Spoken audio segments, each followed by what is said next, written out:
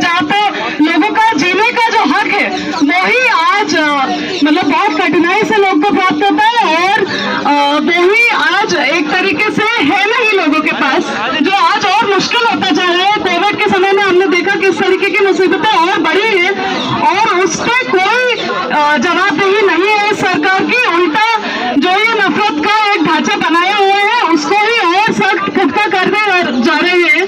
तो इस मुहिम के खिलाफ हमें आज एक अलग मुहिम लेने की जरूरत है कि हम ये नमूदारवादी फांसीवादी ढांचे के खिलाफ एक आंदोलन लड़ेंगे। जिस तरीके से आरएसएस पिछले कई सालों में इस आंदोलन को और बढ़ाया और आज बीजेपी का राजनीतिक ताकत में आने के बाद उसके फल बेसिकली उसको मिल रहे हैं, उसके खिलाफ आज हमें एक दूसरा आंदोलन लड़ने की जरूरत है कि लोग के जो सही मुद्दे हैं उसके ऊपर लोग बात करेंगे, उसके लिए लोग लड़ेंगे और ये नफरत और हिंसा की जो राजनीति है उसको एक ठोस तरीके से चुनौती देने की जरूरत है। इसी के साथ साथ जो असम में हुआ उसमें सीएम का इस्तीफा होना बिल्कुल ही जरूरी है और जिस एसपी के अंडर ये कदम लिया गया उनका अरेस्ट हो, उनके खिलाफ ठोस कार्रवाई हो, इसी डिमांड के साथ मैं अपनी बात खत्म करूंगी। शुक्रिया। इनकलाब जिंदाबाद।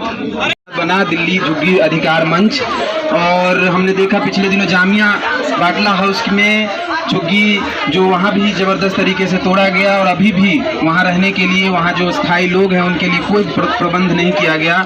वहीं से वहाँ की नागरिक और झुग्गी अधिकार मंच की जो संचालिका हैं अख्तरी जी, वो आएंगी और अपनी बात रखेंगी। मतलब हम लोग का भी बिना बताए झुग्गी तोड़ दिया गया, घर से बेघर कर दिया गया। छोटे छोटे बच्चे हैं जिसमें किसी ने भी पुलिस ये मतलब सब मिल के वहाँ का जो एमएलए है, एमएलए तक ने आके उनके फैमिली से आके मुझे कह रहे हैं आप लोग यहाँ से खाली क्यों नहीं कर देते, आपके बाप का है क्या यहाँ पे जो आप लोग यहाँ रह रहे हैं। तो हम लोग ने यहाँ से सवाल किया कि जिस वक्त वोट लेने आते उस समय तो आप नहीं बोलते कि ये मेरे बाप का है, उस समय अपने आधार कार्ड पहचान पत्र सब बना के देते। अभी भी इस बार हम लोग का 4 बार झुग्गी तोड़ दिया गया है, 4 बार, फिर भी हम लोग उसी जगह पे रह रहे हैं। क्या गरीब होना एक ये है, मुस्लिम होने के कारण उसके बगल में बिल्डिंग खड़े, उस बिल्डिंग को छुआ तक भी नहीं उसने, और हम लोग का झुग्गी 4 बार तोड़ के चले गए हैं। हम लोग इतने परेशानी के साथ वहाँ पे रह रहे हैं। छोटे छोटे बच्चे आप इधर देख सकते हैं, जो ये सब बच्चे, इन बच्चे को जो मेरे साथ चोट लगा था, इन्हें इस लड़की को अभी भी चोट का निशान बना हुआ है।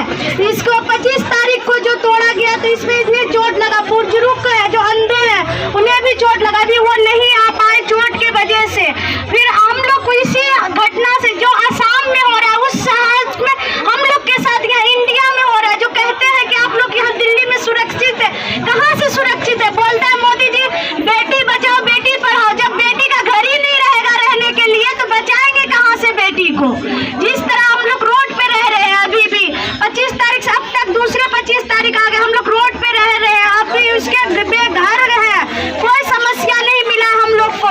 बिजली काट देता है, पानी नहीं देता, हम लोग वहीं पे रह रहे हैं। और जिसमें हम लोग काम पे जाते हैं, काम से हटा दिया गया कि आप लोग को कोरोना हो जाएगा, आप खाली जगह पे रह रहे हैं तो आप लोग का नहीं चलेगा। तो हम लोग का काम धंधा भी बैठा हुआ है, रोजी से सब कोई बैठे हुए, इसमें मासूम बच्चे सब है, लड़की जमान है। उसके बाद हम लोग क्या करेंगे बताइए। इस सरकार से हम लोग को गुजारिश है कि हम लोग कहाँ जाए। आपने तो बोला था जहाँ झुग्गी वहाँ मकान, आपने वादा किया था हम लोग से, फिर भी हम लोग का कोई सुनवाई नहीं दिया जा रहा है, अभी तक भी कोई सुनवाई नहीं दे रहा। कल असम में जो हुआ उस घटना से तो आदमी का रूह कांप जाएगा। जिस हिसाब से असम में किया उस हिसाब से यहाँ दिल्ली बाटला हाउस मार्केट में है, जो यहाँ सभी है, पुलिस है, थाना है, लेकिन हम लोग का कोई सुनवाई नहीं करता। रात में गांजा पी के लड़के सब घुस जाते, लड़के को उठा के ले जाते, बताने पे पुलिस वाला बोलता है कि तुम लोग वहाँ से खाली करके क्यों नहीं चली जाती हो, अपने अपने सुरक्षित जगह पर करो, कहाँ से जाएंगे।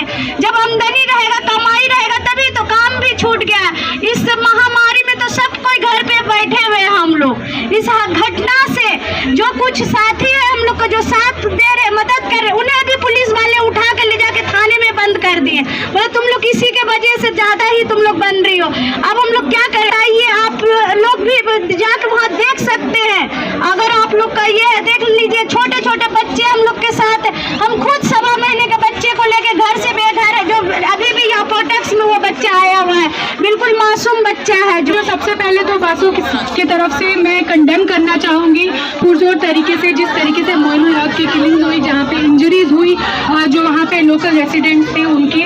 और हम ये डिमांड रखना चाहेंगे कि आसाम के सीएम जो है हेमंत बिस्वा शर्मा, वो सबसे पहले इस्तीफा दे, और जो दरंग के एसपी हैं सुशांत बिस्वा शर्मा, उनको बर्खास्त किया जाए, और जो भी पुलिसकर्मी इस घटना में इन्वॉल्व थे उन सारे पुलिसकर्मियों के ऊपर कार्यवाही की जाए। साथियों, बहुत ज़रूरी सवाल हमें उठाने की ज़रूरत है कि जो बर्बरता थी और जिस तरीके से जो विजय बनिया जो फोटोग्राफर थे, वो जिस तरीके से उन्होंने बॉडी को डिसिक्रेट किया, एक मृत शरीर को डिसिक्रेट किया, हमें सवाल पूछने की ज़रूरत है क्या कि विजय बनिया जो है वो अकेले हैं, या आज ये मानसिकता हमारे आसपास चारों तरफ फैली हुई है? क्या आज ये मानसिकता जिस वजह से उस मृत शरीर को डिसिक्रेट किया गया, क्या वो मानसिकता हमारे आसपास जो हमारे आस पड़ोस में लोग रहते हैं उनमें नहीं है? क्या उस मानसिकता के वजह से मॉब लिंचिंग जो 2014 से इतनी ज्यादा तादाद में होने लगी है, क्या वो मानसिकता वही नहीं है? क्या वो मानसिकता वही नहीं है जिस वजह से दिल्ली पुलिस के कर्मियों ने दिल्ली दंगों के दौरान में लोगों को मार पीट कर उन्हें आत्महत्या करके उसके बाद उनसे राष्ट्रगान गवाने की जो जबरदस्ती की, क्या ये उसी मानसिकता का हिस्सा नहीं है कि विजय बनिया वहीं से नहीं आते हैं? ये सवाल उठाने की जरूरत है। दूसरा सवाल हमें ये उठाने की जरूरत है कि वहां पे अगर एविक्शन हो रहा है तो क्यों हो रहा है?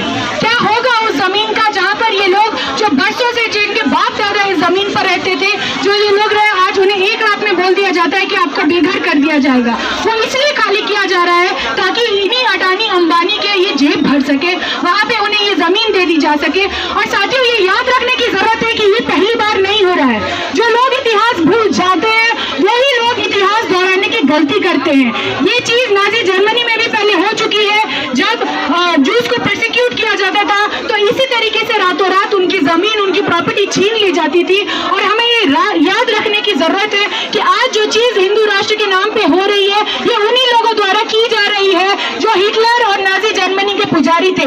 इनकी आइडिया उसी गोलवाल्कर से आती है जिसने अपनी किताब में इन सारी चीजों की व्याख्या की है। और इन्हीं सब बातों के साथ मैं बस ये कहना चाहूंगी कि सच में अगर इस देश में लोकतंत्र बचाने की कोई भी उम्मीद है तो वो हम ही लोगों से है। हम ही लोग जो साथ में खड़े होकर रास्तों पर से अपनी आवाजें उठाएंगे और इस हिंदू राष्ट्र के खिलाफ अपनी लड़ाई आगे लेकर जाएंगे। शुक्रिया। इनकलाब जिंदाबाद। असम के अंदर जिस तरीके से मुसलमानों को टारगेट किया जा रहा है, गरीबों को टारगेट किया जा रहा है, उनकी घर को छीना जा रहा है, तो जब वो उनकी घर को छीना जा रहा था, उनकी घर को तोड़ा जा रहा था, तो वो विरोध प्रदर्शन कर रहे थे। लेकिन असम पुलिस ने लोकतंत्र और संविधान को ताक पर रखकर उनको सीने में गोली मारने का काम किया, जो देश के लिए और संविधान के लिए दोनों ही खतरा है। तो आज मैं जंतर मंतर से ऐलान करता हूँ, मांग करता हूँ कि प्रधानमंत्री जी उन असम के 800 परिवारों को बेघर करना बंद कीजिए, उनको घर दीजिए, उनको घर को तोड़ना बंद कीजिए, और जो पुलिस वाले गोली चलाए हैं उन पर कार्रवाई कीजिए, वहां के तत्काल एसपी को सस्पेंड कीजिए,